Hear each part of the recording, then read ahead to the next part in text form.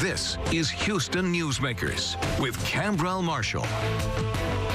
You've seen the horrible pictures for more than a week now. Thousands of Trump supporters storming the Capitol while a joint session of Congress was underway to count the electoral ballots to certify the election of Joe Biden as our 46th president.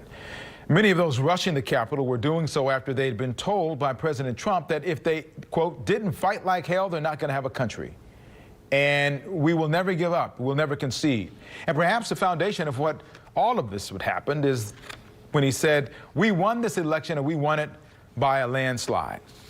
I'll tell you now that some of you are not going to like this first segment this morning because it will be heavy on the truth. We love the truth on this program. In this case, the truth about the accusations of widespread fraud in this country, fraud that did not exist. Let me repeat that. Fraud that did not exist, but was repeated by the president and those who support him and by some conservative media and social media and conspiracy theorists to build such a groundswell of that fraud lie that many, many people believe it. Thousands of those converged on Washington, D.C. to try to stop our democracy in action. Well, how do we get to that point?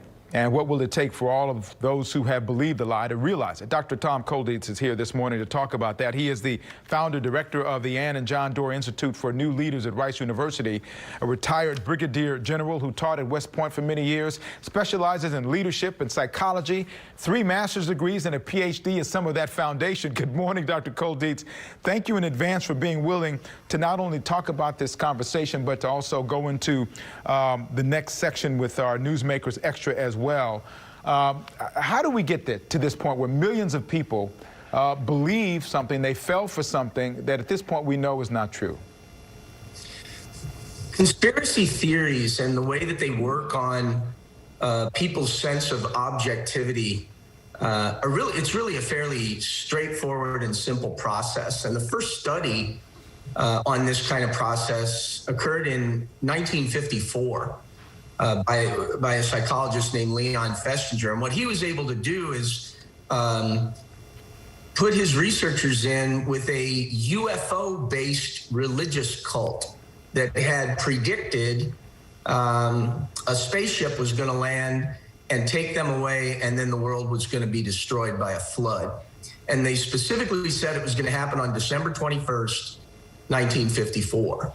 So Dr. Festinger was pretty sure that wasn't going to happen, and he wanted to see what their response was. And it was the immediate construction of another conspiracy theory. Basically, they said that because of their efforts, the God of Earth had decided to not allow the destruction of the Earth by the flood. And they were even more convinced of their beliefs after the failed prophecy than they were before. And so a conspiracy theory is an alternate reality that's generated when people don't want to turn loose of deeply held beliefs. They're confronted with reality like an election result, and they can't accept that reality into their belief system, so they have to create something else, another idea to make it palatable. That's conspiracy theory. We talked about how the fraud conspiracy, the election fraud lie that's out there, we talked about that it's tough work. It's kind of hard work to try to work through that and come to some conclusion that it makes sense. Yeah, I mean, if you just objectively analyze what it would take for a coordinated effort across 7 states with 7 different election protocols, with people monitoring, and to be able to inject millions of fraudulent votes in order to turn the election, you can't get there with logic. But you can get there if a charismatic leader is telling you that happened. The people around him are saying that happened. There's a media set that is willing in their bubble to say that that happened, because that's how people really get their opinions and beliefs. They don't get them by a lot of painful, hard logic, but by looking at the world around them. And there's been a very successful alternate reality created So what's the challenge of getting the train back on the track of truth? Because that's what's going to have to happen if we get to a point, if we want to get to a point where we can talk about things that matter, like policy, for example. Exactly. I think there's not a lot of good news there. Because what you're talking about is reteaching people to be objective. You know, and the whole reason why they're doing what they're doing now is they've lost their ability to be objective. And once that's lost, it's really hard. The Seekers, which is the religion that Leon Festinger studied, has changed their name, but they still exist today, more than 50 years later.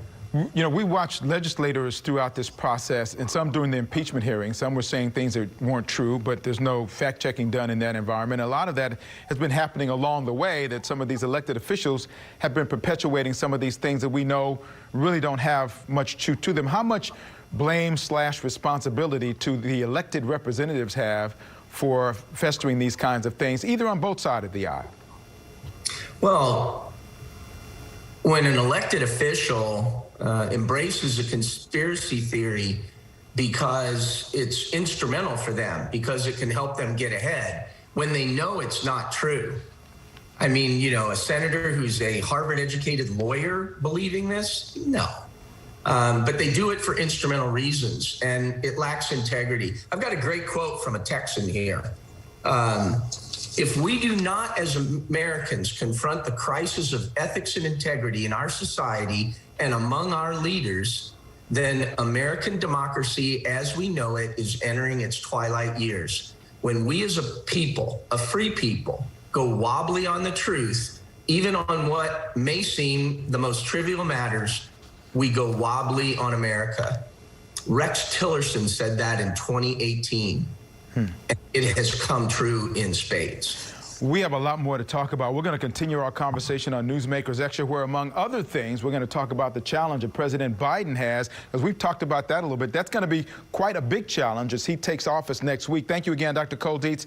We invite all of you to go to click2houston.com to pick up on our conversation from there. Just ahead, with the impeachment vote last week, what's likely to happen next?